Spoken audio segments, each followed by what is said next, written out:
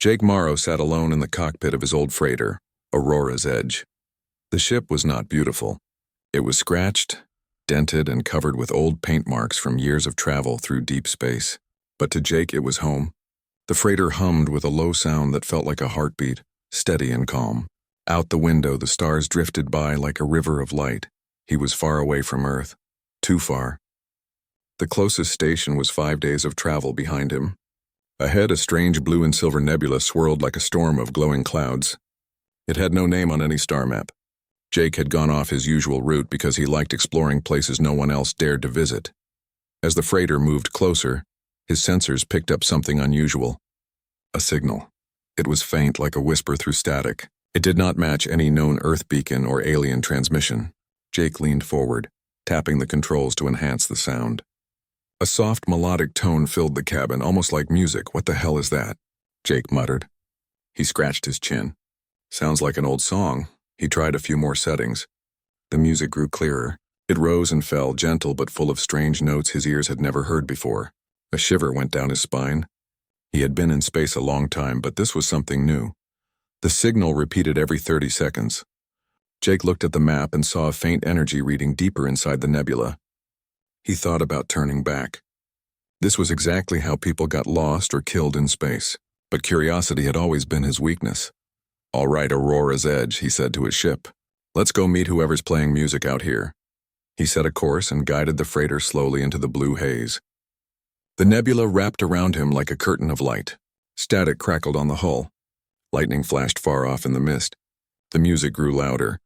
Then out of the swirling fog a shape appeared. It was a ship. But not like any ship Jake had ever seen. It was long and curved, made of smooth silver metal that glowed faintly with blue lines. It looked alive, like a giant sea creature frozen in time. Jake's heart beat faster. He scanned the ship. No response. No identification. No weapons locked. Just silent and waiting. He opened his comm system and sent a basic greeting. "Unidentified vessel, this is Captain Jake Morrow of the Aurora's Edge. Do you copy?" For a moment there was nothing. Only static. Then a voice came back. It was soft, musical, female. "This is Princess Zira of the Seralith." The voice trembled slightly. "Who are you?" Jake's eyes widened. Princess Seralith? He had never heard of them. His mind raced. Was this first contact? He hesitated. Then his natural humor slipped out. "Hey, babe," he said into the mic. He meant it as a joke to calm himself, just a nervous human thing. Silence. Then to his shock, the voice answered back, shy but clear. "Yes, baby." Jake nearly choked on his own breath. "Wait, what?" The voice repeated softly like a whisper. "Yes, baby." Jake stared at the comm. His mind spun. Did she just... He cleared his throat. Hi. I didn't mean, well, never mind. Are you in trouble?" There was a pause. Then the princess spoke again, her tone more serious. "My ship is damaged. My engines failing. Life support low. I need assistance." Jake ran a quick scan. She was telling the truth. Her ship's power levels were dropping fast. Without help, she would be dead within hours. He thought about the risk. Bringing an unknown alien aboard could be dangerous. But he also knew he couldn't leave someone to die out here, no matter what species they were. "All right," he said. "Hold on, I'm coming to dock with you." He guided his freighter closer. The alien ship's hull shimmered as if unsure whether to let him near. He matched its spin and lined up the docking clamps. A few tense minutes later, the ships locked together with a metallic thud. Jake grabbed his emergency suit and opened the airlock. The inside of the alien ship was breathtaking. Silver walls curved in strange patterns. Lights pulsed like veins. The air smelled faintly of flowers and ozone. He followed a soft glow until he found the source of the distress call. She was standing there, Princess Zira. She was tall and slender, with pale blue skin that shimmered in the dim light. Her hair floated around her head like a crown of silver threads. Her eyes were large and violet, with a glow like distant stars. She wore a thin garment of woven metal and fabric that looked both royal and alien. She looked at him with curiosity and fear. "You are human," she said softly. Jake nodded. "That's right. Name's Jake Morrow. I'm here to help." She tilted her head. "I learned your language from your transmissions. Old broadcasts. Many words still. Strange. Jake smiled nervously. Yeah, that explains the yes, baby part. Her cheeks turned a deeper shade of blue, maybe a blush. It is polite word, yes? Jake chuckled. Something like that. He moved to the control panel and started scanning her systems. The damage was severe, but not hopeless. Your power cells are fried, but I can run a line from my ship to keep you alive until we get to a station, he said. She watched him work. You are not afraid, he shrugged. I've been in space a long time, seen a lot of weird stuff. You're just the prettiest weird stuff so far. Her lips curved slightly, a smile. Humans speak strangely. Yeah, Jake said, we do. He patched in the cables and the lights in her ship grew stronger. A soft hum returned to the walls. Zira exhaled a sound of relief. Thank you, she said. You saved me. No problem, Jake said. But you're going to need to come aboard my ship while yours charges up. It's safer. She hesitated. Your ship? Small? Small but cozy, Jake said with a grin. She nodded slowly. I will come. Together they walked through the docking corridor into the Aurora's edge. Jake's ship suddenly felt tiny compared to hers. But it was warm, full of old Earth things, photos, books. A coffee machine. Zira looked around with wide eyes. This is very human, she said. Yeah, it's not much, but it's home, Jake said. She touched a small plant growing in a corner pot. Life. Yeah, he said. Keeps me sane out here. They sat at the small table. Jake poured her a cup of water. She examined it carefully, then took a sip. I have never met a human, she said softly. Your broadcasts were my only window. Your songs. Your jokes, your love stories. Jake raised an eyebrow. Love stories, huh? Yes, she said. On your television. Many words I learned from them. Babe, baby, sweetheart, Jake laughed. Oh boy, she tilted her head. Did I use it wrong? He shook his head, smiling. No, you used it perfectly. For a moment, the two sat quietly. The hum of the ship surrounded them. The nebula glowed outside the windows like a living ocean. Ira looked out at the swirling blue light. I ran away, she said softly. Jake leaned forward. From what? My family, she whispered. From my duty, my people. They are strict. I wanted to see the stars. I wanted to meet humans. But now my ship is broken. I am lost, Jake's voice softened. You're not lost. You're with me now. We'll figure it out. She turned her violet eyes to him. You are kind, he shrugged. Just doing what anyone would do. No, she said quietly. Not anyone. Only human, Jake smiled. Guess we're special like that. For the next few hours, Jake worked on stabilizing her ship while she watched and asked questions. She was fascinated by everything. The tools, the way he swore at stubborn bolts, even the way he hummed old songs under his breath. When he finished, he wiped sweat from his forehead. All right. We're good for now. We'll head to the nearest station in the morning. Zira nodded. Thank you, Jake Morrow. Just call me Jake, he said. She tilted her head. Jake, baby? He almost choked again. Let's just stick with Jake for now. She gave a small, shy smile. Jake. Outside, the nebula's lights shifted, casting long shadows over the small freighter. Two strangers from different worlds sat together, bound by chance, curiosity, and a single awkward joke that might change history. Jake leaned back in his chair. Well, Princess, he said, looks like this is the start of something interesting. And far off in the blue mist, hidden sensors blinked awake. Someone else was watching. Someone who did not want this meeting to happen. The Aurora's edge drifted slowly out of the blue nebula, its engines humming low and steady. Inside, the air smelled faintly of coffee and recycled oxygen. The ship felt different now. It was no longer just Jake's lonely freighter. It was a meeting place between two worlds. Princess Zira sat at the small table near the cockpit. Her violet eyes followed every button, every screen, every movement. She had changed into a simple soft robe Jake had offered from his spare cabin. On her, it looked like a royal garment. Jake leaned back in his chair, sipping a cup of instant coffee. You're staring again, he said with a half-smile. Zira tilted her head. Your machines. They are so unpolished. Yet they work. It is beautiful, Jake laughed. That's one way to put it. We humans build things to last even if they're ugly. She smiled shyly. I like ugly. Jake chuckled and looked at the console. He was sending a coded message to Earth Command about the encounter. He kept it vague, saying he had rescued a high-value alien passenger and was en route to a neutral station. He didn't want to reveal too much. Not yet. Meanwhile, Zira kept studying his movements. She watched how he tapped the screens, how he muttered under his breath, how he moved with casual confidence. Finally, she spoke. "You called me babe," Jake winced. "Yeah, about that. Sorry, it's a human thing." "A joke, she repeated slowly. "It's when we say something silly to make someone smile," he explained. Not serious, her blue cheeks darkened again. "And when I said yes, baby, did I do were?" The freighter glided silently through the outer rim of the Helios sector. Stars flickered like distant fireflies, and the nebula from which Jake and Zira had escaped shimmered faintly behind them. Inside the Aurora's edge, a tense atmosphere settled.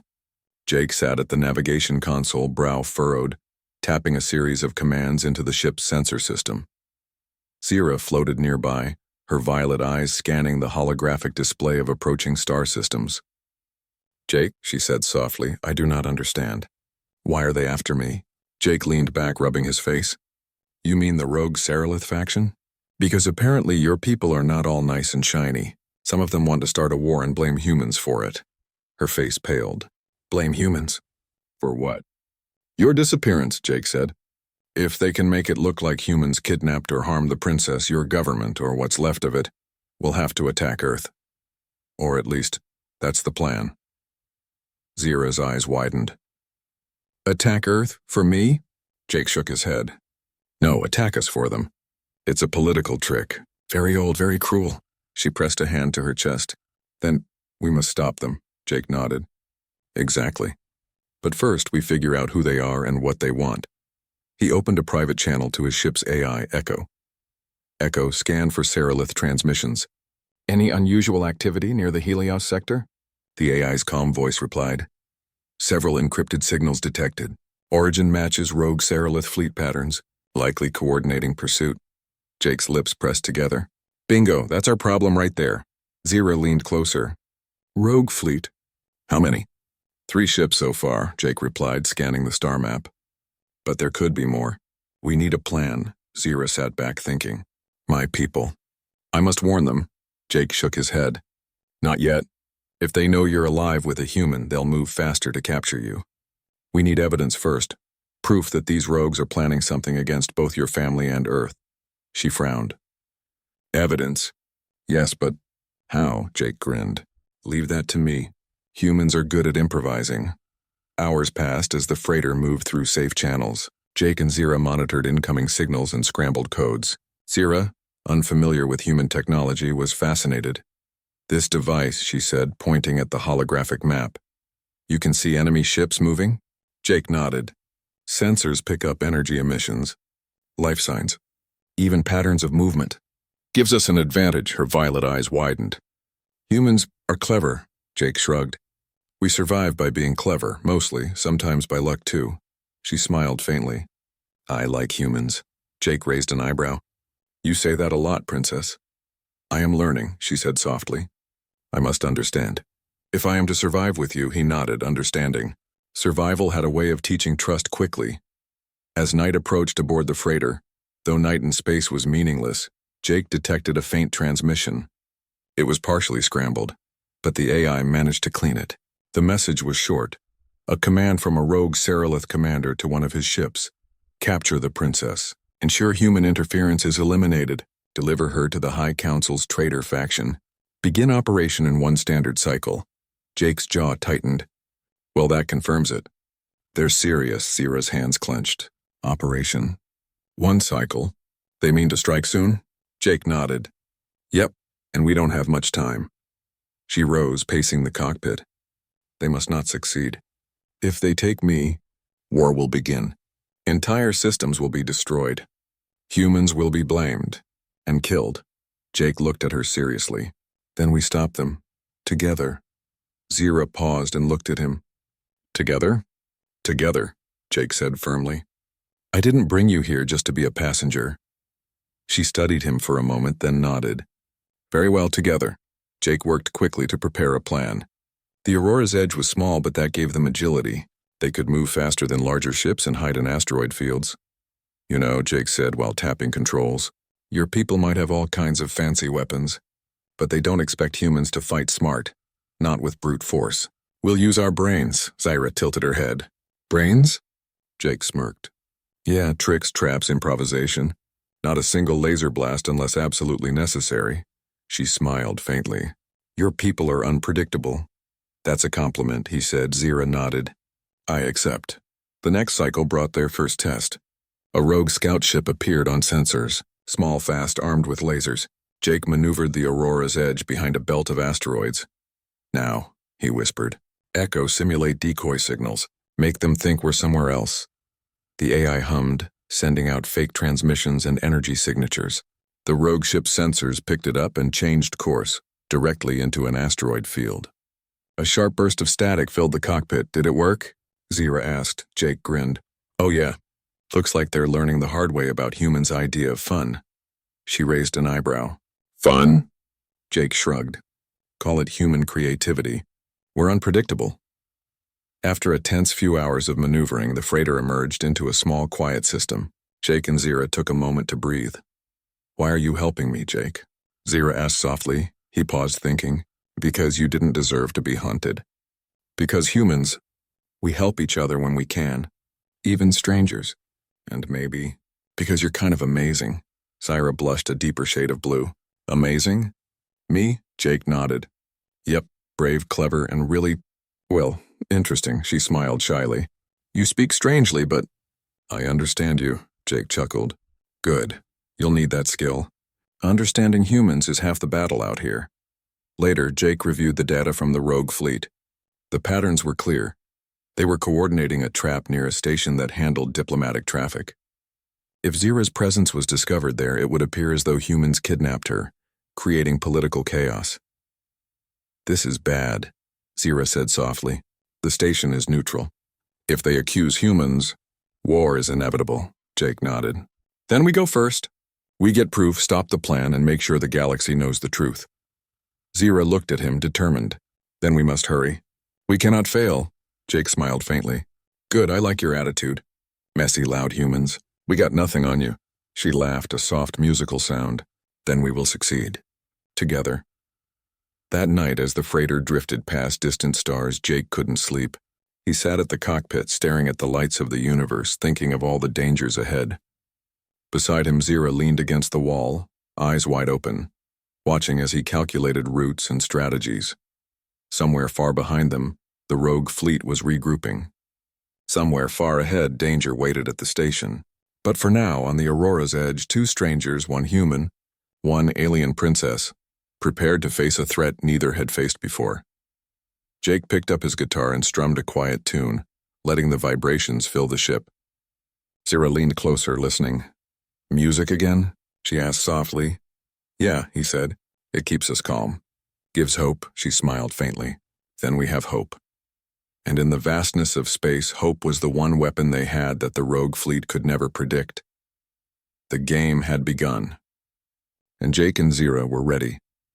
The Aurora's edge moved cautiously through the outer rim of the Helios Nebula, a swirling mass of blues and purples that glowed like an endless storm. Outside the freighter, giant clouds of gas and floating ice crystals reflected the distant starlight, making the ship feel both small and fragile. Inside, the tension was thick. Jake Morrow sat at the navigation console, hands steady on the controls, but his eyes were sharp, scanning the holographic sensors. Princess Zyra floated nearby, violet eyes fixed on the display, her fingers lightly tracing patterns in the air as if she could understand the invisible currents of energy around them. They're close, Jake muttered, his voice low. The rogue fleet is gaining on us. Zyra's gaze sharpened. 3 ships or more? Jake shook his head. Sensors show at least 5. Might be scouts or reinforcements. Either way, we need a plan. She stepped closer. What do we do? Jake took a deep breath. We do what humans do best. Think fast, act faster. Zyra tilted her head. Think fast. Act faster? Improvisation, he said. Humans aren't predictable. The Seralith expect rules. We break them, she considered this. I see. Human ingenuity. Jake smiled faintly. Exactly. The freighter slipped into the nebula, its engines dimmed to reduce detection. The glowing clouds outside made sensors tricky, and Jake knew that was their advantage. He had flown through dangerous territories before, but never with an alien princess aboard. Jake, Sierra's voice was quiet, almost hesitant. Your methods, they are dangerous. He glanced at her. Welcome to space travel, she frowned. Yet I trust you. Jake's lips twitched into a half smile. Glad to hear it, Echo, the ship's AI, spoke calmly. Rogue fleet closing at 25,000 kilometers. Estimated intercept 30 standard minutes, Jake nodded. We have 30 minutes. Enough to play a few tricks. Sierra tilted her head. Tricks? He grinned. You'll see. The first move was simple but effective. Jake guided the Aurora's edge toward a dense cluster of asteroids. He carefully timed their movement so that the rogue ships had to follow or risk collision. Sierra watched, astonished. You are weaving through the rocks? Yep, Jake said. Fast enough to confuse them. Small ship like ours. We can do what they can't. As the rogue ships entered the asteroid field, one of them clipped a small rock, sending sparks across its hull. The other slowed, hesitant to continue. Jake took advantage, darting through a narrow corridor between two massive asteroids. Sierra's violet eyes widened. You are fearless, Jake show. The Aurora's edge drifted quietly near the dark edge of the Seraph sector. Beyond this point, dozens of patrol ships guarded the way to the Royal Flagship, the largest vessel in the Seraph Empire. The flagship was more like a moving city than a ship, built from shining black alloy and glowing silver veins of power. It carried thousands of crew members, diplomats, and warriors. Jake Morrow sat at the pilot's console, staring at the holographic image of the giant ship. His hands were steady, but inside his chest he felt a deep thrum of nerves. We're really going in there, he muttered under his breath. Princess Zira floated beside him, her violet eyes calm but focused. She had changed into ceremonial robes that shimmered like liquid light. A tall silver crest rested on her head, marking her as royal blood. We must, she said softly. The evidence we carry is the only way to stop the war. Jake exhaled. Let's hope your people listen. They will, Zira replied, though her voice carried a note of worry. If they do not, then everything ends. The plan was simple but dangerous. They would pretend to be an official envoy. Zira returning voluntarily to face the council, with Jake as her appointed human liaison. This was technically legal, but the rogue faction would surely try to sabotage them before they could speak. Jake activated the comm. Royal Flagship, this is Aurora's Edge. We request docking under code Aurelia 9. For a moment, static filled the air. Then a cool voice replied. Aurora's Edge, code Aurelia 9 confirmed. Prepare for inspection. Zira breathed out slowly. They accepted the code. Jake gave a thin smile. Step 1 complete. As the Aurora's Edge glided toward the flagship, Jake saw the docking bay open like a giant silver mouth. Enormous Seraph guards in silver armor lined the inner walls. Energy barriers shimmered around them. The scale of it all made the freighter look like a toy. Inside, the bay lights dimmed. A boarding bridge extended. Jake stood, straightening his jacket. He had chosen a dark blue suit with a simple silver pin, plain but respectful. Ready? He asked Zira. She adjusted the crest on her head. As I will ever be. Good, Jake said. Because I'm not. Zira almost smiled. Humans and their jokes. Helps with stress, Jake muttered. Let's go. They walked down the bridge together, side by side. Guards saluted Zira but eyed Jake with suspicion. Some whispered in low tones, scanning the human with strange devices. Inside the flagship, the corridors were tall and curved, lined with flowing symbols of Seraph royalty. The air smelled faintly of cool metal and unknown spices. Yira spoke quietly. We must reach the high chamber before the rogue faction moves against us. Jake nodded. Lead the way. They passed rows of alien soldiers and technicians. The Seraph were tall, elegant beings with pale, shimmering skin. Many stared at Jake, some with curiosity, others with quiet hostility. Keep walking, Jake whispered to himself. At last, they reached the high chamber, a vast circular room with a crystal floor and a dome that showed a projection of stars. Dozens of Seraph nobles and council members stood around a raised platform. At the center, the royal throne waited. The Emperor, Zira's father, sat there, his presence commanding. His eyes were older versions of Zira's violet gaze. Around him, the council murmured, Daughter, the Emperor said slowly. You return. With a human. Sira bowed. Father, honored council, I bring proof of treachery. A rogue faction seeks war with Earth. The chamber fell silent. The Emperor leaned forward. Proof? Jake stepped up, holding a sealed data crystal. Your Highness, this contains communications, ship logs, and plans from the rogue fleet. It shows they were going to attack both our worlds. Murmurs rose again. Some council members glared at Jake.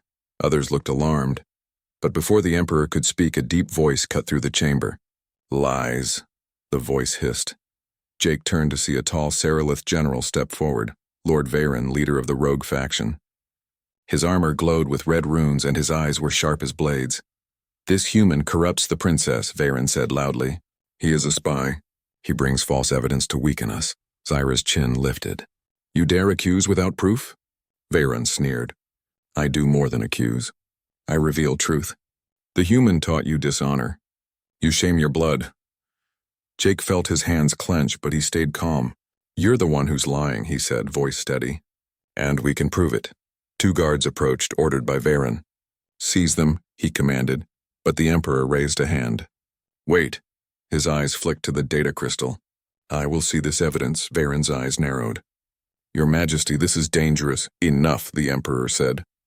The council will decide. He gestured for the crystal to be placed into the chamber's holoprojector.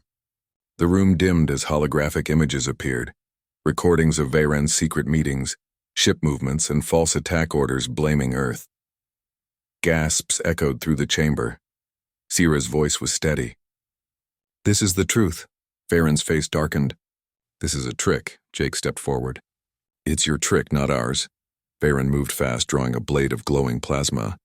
He lunged toward Jake, but Zira moved between them, raising her hand. A shield of shimmering energy formed, blocking the strike. Enough, she shouted. You will not harm him. The guards hesitated, unsure whom to obey. Jake's heart raced. Princess, stand back. No, she said firmly. This ends now. The Emperor stood, his voice thunderous. Veyron, you betray the Empire! But Veyron sneered and pressed a hidden button on his wrist. Suddenly alarms blared. The chamber's doors sealed and several of Veyron's loyal soldiers rushed in, weapons raised. Jake reacted instantly. He grabbed a fallen guard's stun staff and swung it at the nearest attacker, knocking him out cold. Sira down, he shouted. Sira ducked as Jake used the staff to block another strike. Energy crackled. The chamber erupted into chaos. For several tense minutes, Jake and Zira fought side by side. He relied on quick reflexes, dodging and striking. She used her energy shield and mental focus to deflect attacks. Together they moved like a single unit. Human improvisation and Seralith power combined. Council members fled to safety behind crystal barriers. The Emperor's guards began to regain control, capturing Veyron's soldiers one by one. Finally, Veyron himself was cornered near the throne. You fools, he spat. Humans will destroy you all. Jake leveled the stun staff at him. Or maybe we'll save you. Zira stepped forward. It is over. The Emperor's voice boomed again. Lord Veyron, you are under arrest for treason. Guards seized the rogue leader, binding his hands with glowing cuffs. The alarms faded. The chamber fell quiet except for heavy breathing. Zira turned to Jake, her eyes shining. You fought like a Seralith warrior. Jake wiped sweat from his brow. Nah, just like a human trying not to die. She gave a small, trembling smile. Thank you. The Emperor descended from the throne. His gaze softened as he looked at his daughter. You have saved our empire. Then he turned to Jake. And you, human, you have done what none of us dared. You exposed the rot within our walls. Jake bowed slightly. Just doing what's right, sir. The Emperor's lips curved faintly. Your kind is unpredictable. And brave. Later, in a quiet chamber overlooking the stars, Jake and Zira stood alone. The crisis was over, but the future was uncertain. You're a hero now, Jake said quietly. Zyra shook her head. We are both heroes together. Jake smiled faintly. Yeah, together. She looked at him, her violet eyes soft. Do you think our worlds can truly be allies? He thought for a moment. If people can learn to trust, maybe. If not, then at least we tried. She nodded slowly. Then we will try. The door opened. A council aide stepped in, bowing. Princess, the Emperor requests your presence at the alliance ceremony. Zira straightened. Tell him I will come soon. The aide left. Jake glanced at her. Alliance ceremony? She smiled. Tomorrow? A formal treaty between Earth and the Cyrillith Empire. A new beginning.